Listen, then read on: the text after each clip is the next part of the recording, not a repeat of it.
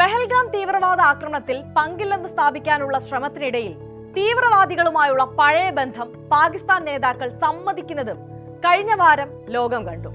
ആദ്യം പ്രതിരോധ മന്ത്രി ഖ്വാജ ആസിഫ്, പിന്നെ മുൻ വിദേശകാര്യമന്ത്രി Bilawal Bhutto. I don't think that it's a secret that Pakistan has a past as far as extremist groups are concerned. Well, we have been doing this dirty work for the United States for about 3 decades, and West, including Britain.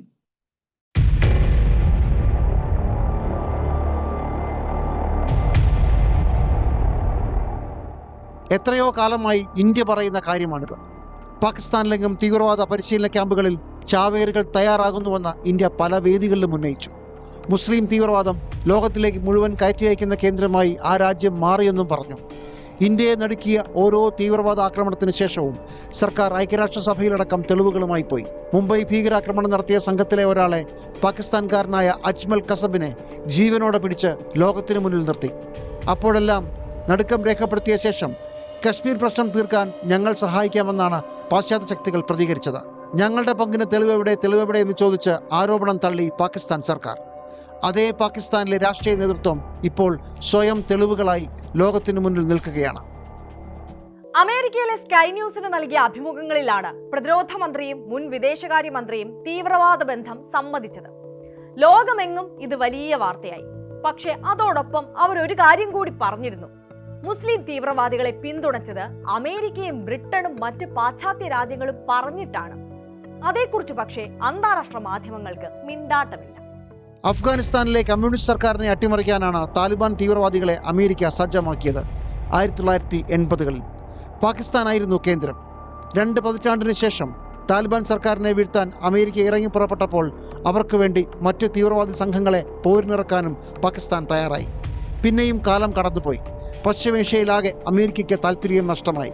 അപ്പോൾ അഫ്ഗാൻ തിരിച്ചുപിടിച്ചു താലിബാൻ വെറും 48 മണിക്കൂർ കൊണ്ട്. അമേരിക്കയ്ക്ക് വേണ്ടി ഉണ്ടാക്കിയ തീവ്രവാദി സംഘടനകൾ പാകിസ്ഥാനിലേക്ക് തോക്ക് തിരിച്ചു വെച്ചിരിക്കുകയാണ്. ഇപ്പോൾ പാകിസ്ഥാനിൽ മാത്രം പ്രവർത്തിക്കുന്ന ഒരു താലിബാൻ തന്നെയുണ്ട്, തെഹ്രീക്ക്-ഇ-താലിബാൻ പാകിസ്ഥാൻ. വേറെയുമുണ്ട് സംഘങ്ങൾ. ഇവരുടെ ആക്രമണങ്ങളിൽ വശം കെട്ടിരിക്കുകയാണ് പാകിസ്ഥാൻ ഇപ്പോൾ. ഇതിനു പുറമെയാണ് ബലൂചിസ്ഥാനിലെ വിഘടനവാദം. അടുത്തിടെ ബലൂച്ച് ലിബറേഷൻ ആർമി ഒരു തീവണ്ടി തന്നെ തട്ടിയെടുത്തു. 30ഓളം പേർ മരിച്ചു. അമേരിക്കയുടെ ആണെങ്കിൽ പൊടി പോലുമില്ല കാണാൻ. പാകിസ്ഥാനിൽ നിന്ന് മാത്രമല്ല, പശ്ചിമേഷ്യയിലൊന്നും പഴയതുപോലെ അമേരിക്കയെ കാണാനില്ല. അമേരിക്കയ്ക്ക് വേണ്ടി വിടുപണി ചെയ്ത പാകിസ്ഥാൻ നടുക്കടലിലുമായി.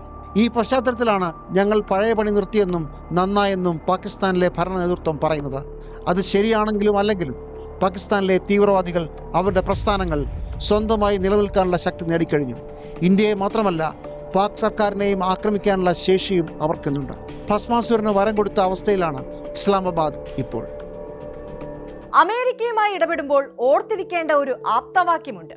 അമേരിക്കയിലെ തന്നെ നയതന്ത്രജ്ഞൻ ഹെൻറി കിസിഞ്ചർ പറഞ്ഞത്: നിങ്ങൾ അമേരിക്കയുടെ ശത്രുവാകുന്നത് അപകടകരമായിരിക്കാം, പക്ഷേ അമേരിക്കയുടെ സുഹൃത്താകുന്നത് മാരകമാണ്.